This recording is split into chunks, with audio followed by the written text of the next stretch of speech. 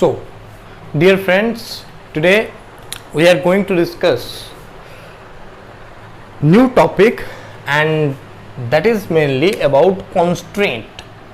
Okay.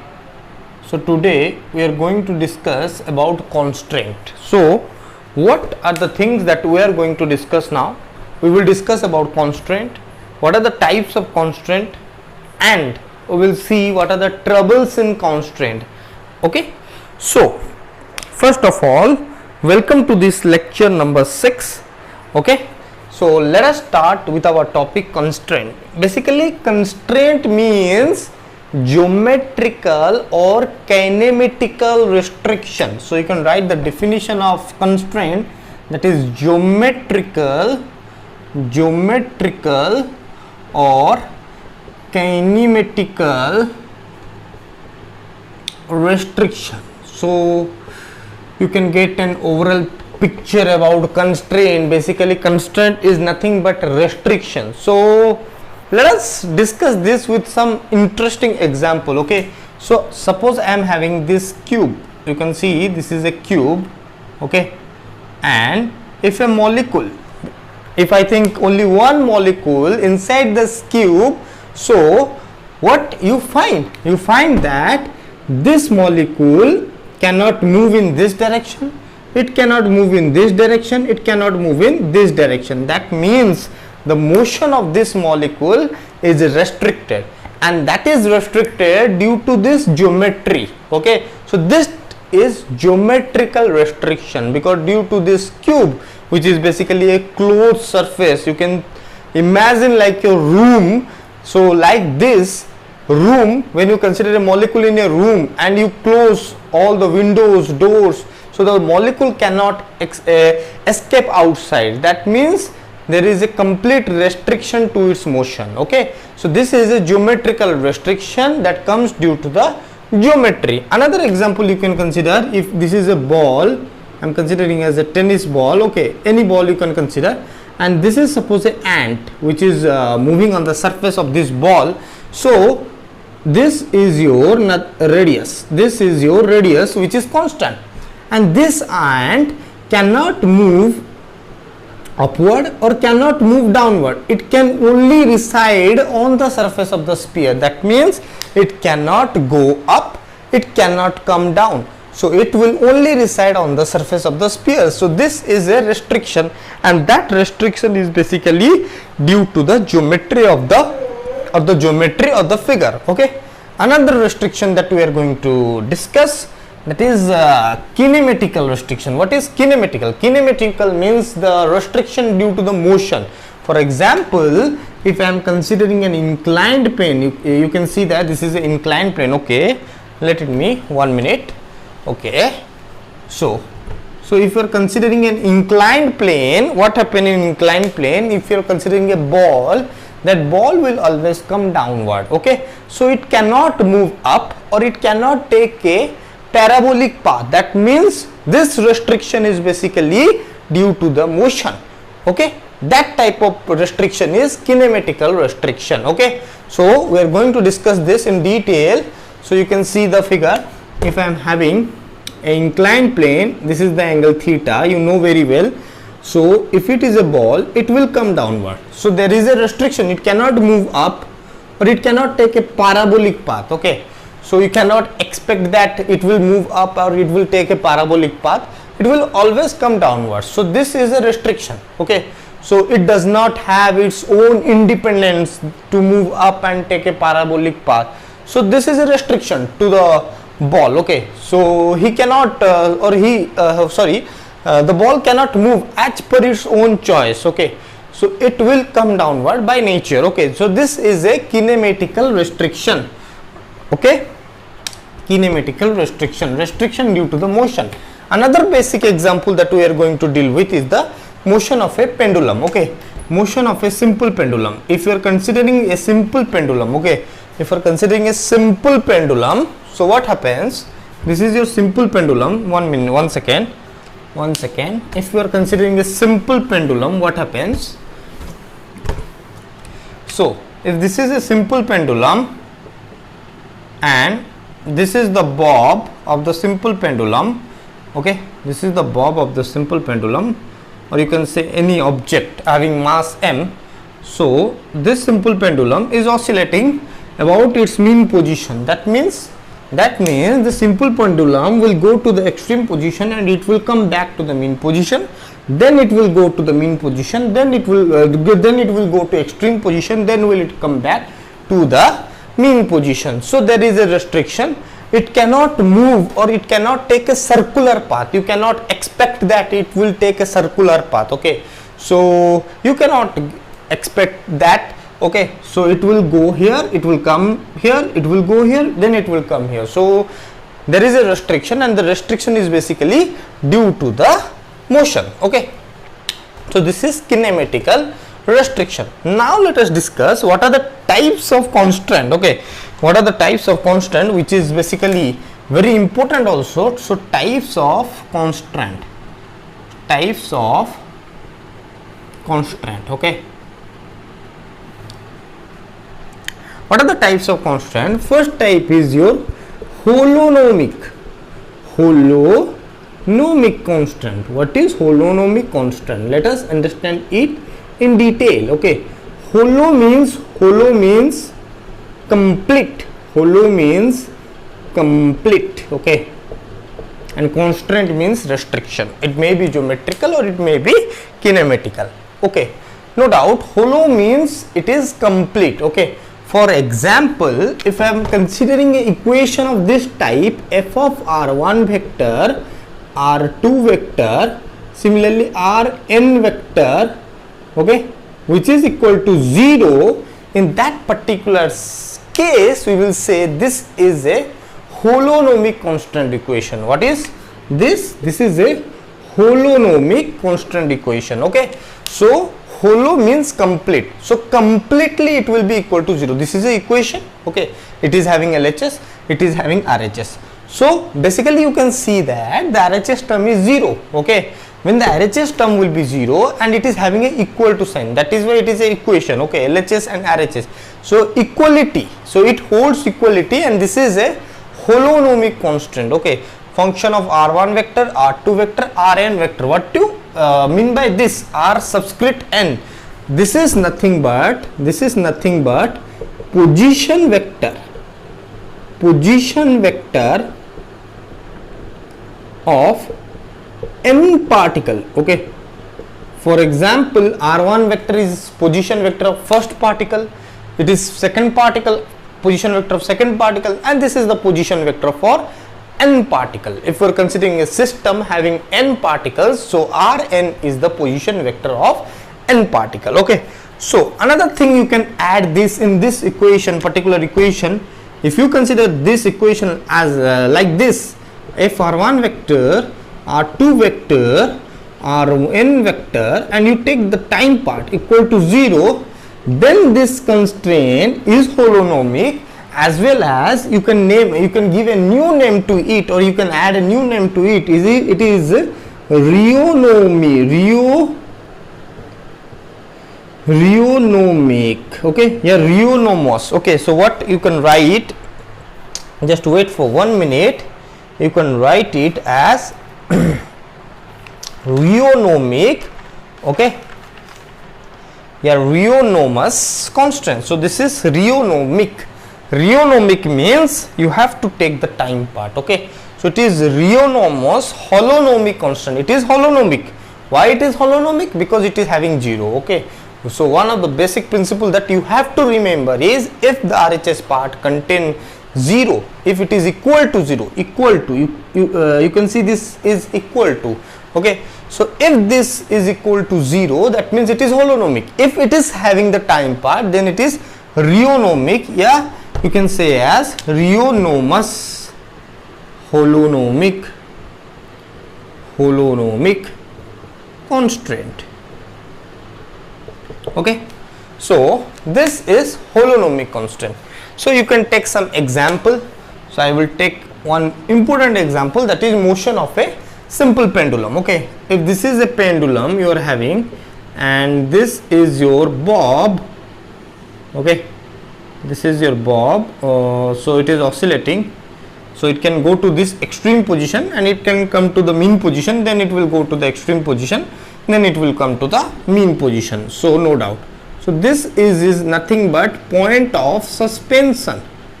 Point of suspension. Okay, point of suspension. If I take an arbitrary origin O, then what happened?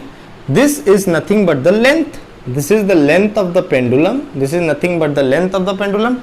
With respect to this arbitrary origin, I can draw the position vector of the point of the suspension and I take it as A vector.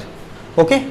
Whereas this mass, okay, that means the bob or any mass M, the position vector from the origin O is R vector. Okay. It is R vector. So this is your A vector. Okay, and this is your R vector. Okay, this is the direction of R vector is like this. This is your R vector. So by the mean of triangle law, you know triangle law very well. So R vector, so this will be your L vector. What is the direction? This is the direction of L vector. So A vector plus L vector is equal to R vector. Is it clear or not? A vector plus L vector is equal to R vector. So you can write as L vector is equal to R vector minus A vector. Is it clear or not? Is it clear or not? One thing you have to say, it is clear or not. Okay.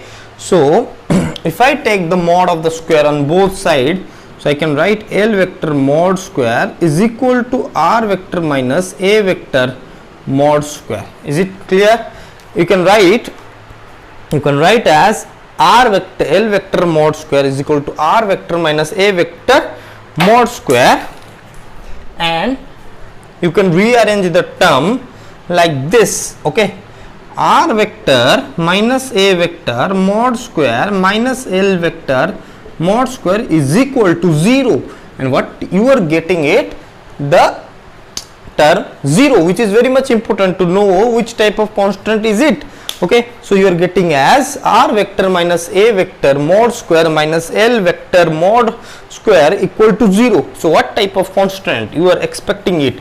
So function of R1, R2, because all are this is a position vector, this is also a position vector. Okay, with the point of suspension from the origin, and this is the length of the pendulum. Okay, so here what is happening, this is the function. Okay, function of the position vector, function of the position vector, because this is the position vector of the mass with respect to origin, this is the position vector of the point of the suspension with respect to origin. So this is a function of the position vector.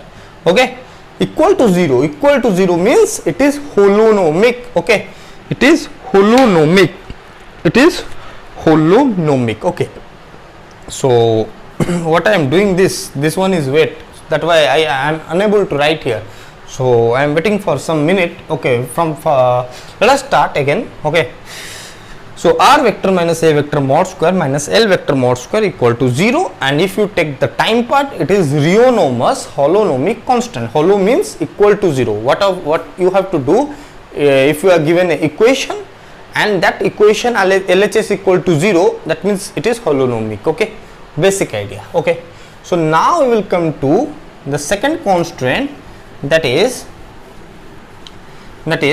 non-holonomic. Okay, so you can take another example also, like the motion of a rigid body. Okay, this is also example of holonomic, because if you consider a rigid body, what happen if you consider a rigid body like this is a rigid body and having two particles, that is ith particle, another particle is jth particle, and if we consider the position vector with respect to the arbitrary origin O, so this will be the position vector, that is Ri vector, which is in this direction. This will be the position vector from with respect to origin jth particle. This is Rj vector. Okay, so what you can do, if you connect this vector like this, I to j, so that is Ri vector plus, you want to know this, so you can take as a alpha vector.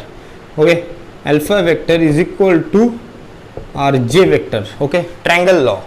Okay, triangle law. So alpha vector is nothing but Rj vector minus Ri vector. Okay, so this alpha vector is a constant, because rigid body is that body which is unaffected, whose shape and size remains unaffected, however large may be the external force which is applied. Another point is that in a rigid body, if you consider the motion like rotational or linear motion, the distance between any two consecutive particles remains constant. This means this alpha vector is nothing but a constant vector. So you can take it as Cij. Okay, what is Cij? What you mean by Cij? Cij is the distance of the ith particle from jth particle, and which is a constant. Okay, Cij is the distance of ith particle from jth particle, okay, and which is a constant. So you have to remember Cij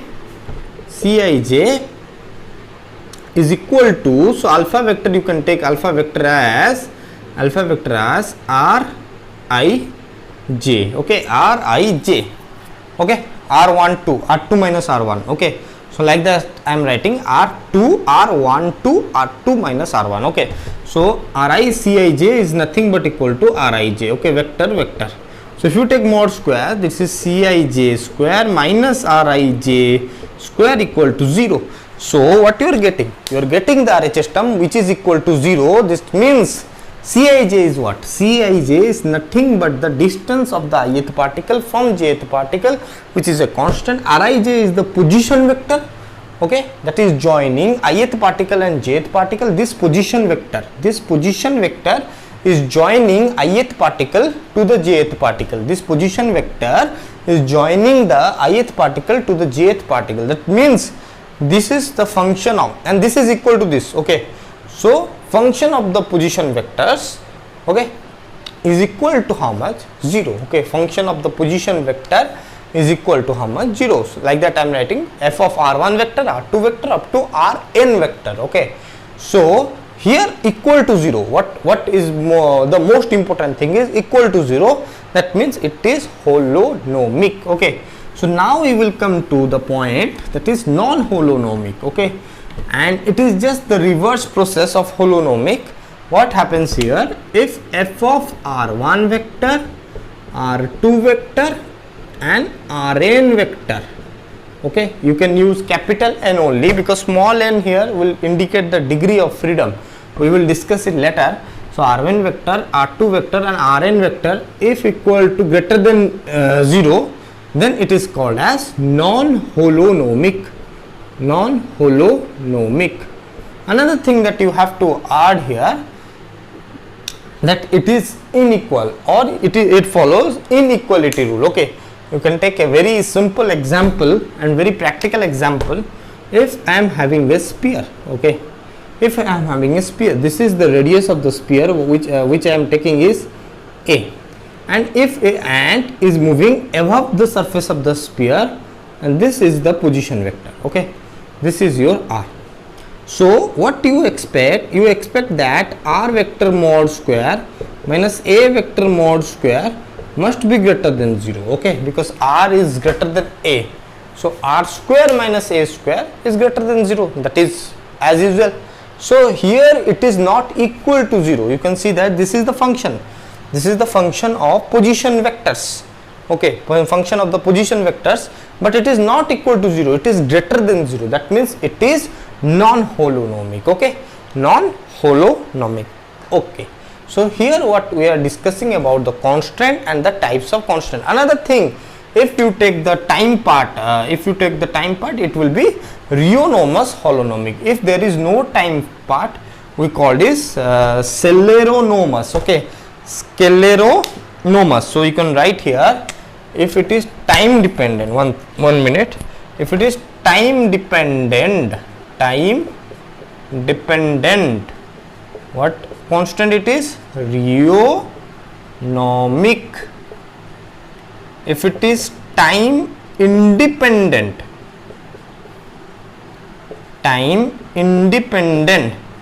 scleronomic, okay. So you should add these two things. It is also very much important to understand the concept, okay.